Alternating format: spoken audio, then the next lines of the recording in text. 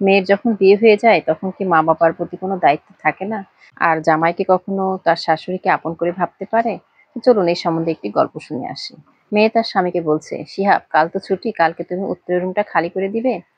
কেন হঠাৎ উত্তরের রুম খালি করতে হবে কেন? আমি ভাবছি আম্মাকে সবসময়ের জন্য আমাদের কাছে এনে রাখবো।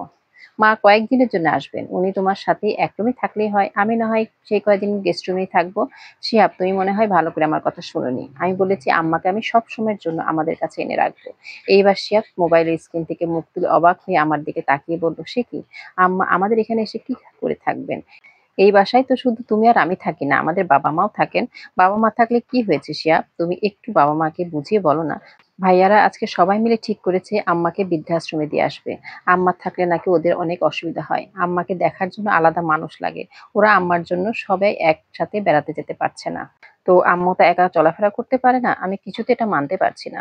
আমার কথায় শিহাব মুখ কুঁচকে বলল, তোমার তিন ভাই অমানুষ হয়েছে, তাই নিজের মাকে নিজেদের কাছে রাখতে চাইছে না। কিন্তু আমি তো তোমার ভাইদের মতো না।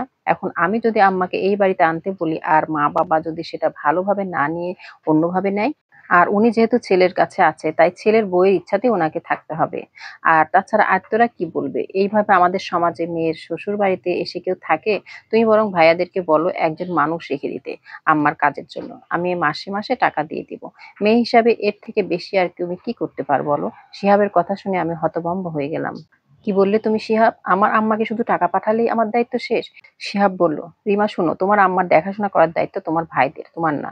শিহাবের এই হাদিস তুমি কোথায় পেয়েছো যে বাবা মাকে শুধু ছেলেদের দেখতে হবে?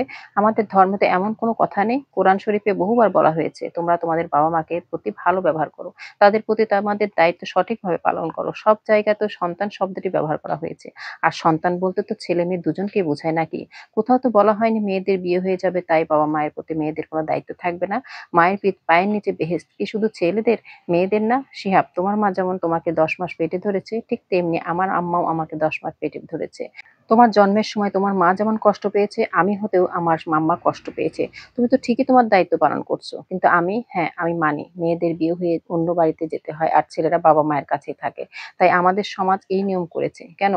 যে বাবা মায়ের প্রতি শুধু ছেলেদেরই দায়িত্ব, আর তাই কোনো ছেলে মেয়ের দায়িত্ব নিতে অস্বীকার করলে সেই মাকে হয় রাস্তায় পড়ে থাকতে হয়, না হয় বৃদ্ধাশ্রমে আশ্রয় নিতে হয়।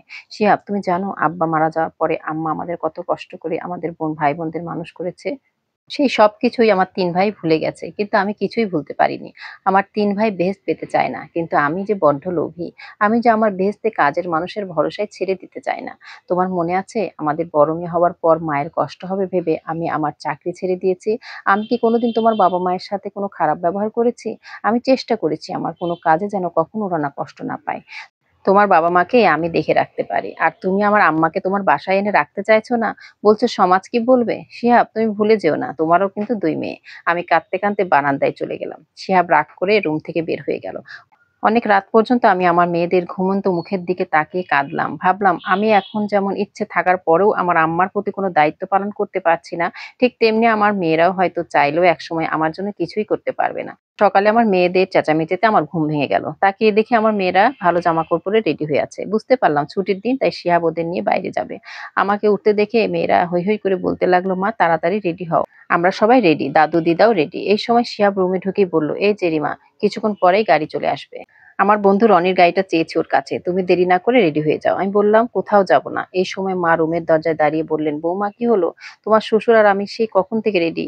আমি দাঁড়িয়ে আছি মায়ের দিকে কি তাকিয়ে বললাম, মা আমার শরীরটা ভালো নেই মা, আপনারা যান। আমার শাশুড়ি বলে উঠলো, ও মা কি বলে এই মেয়ে, তুমি না গেলে তোমার আম্মার ব্যাগ কে গুছিয়ে আনবে?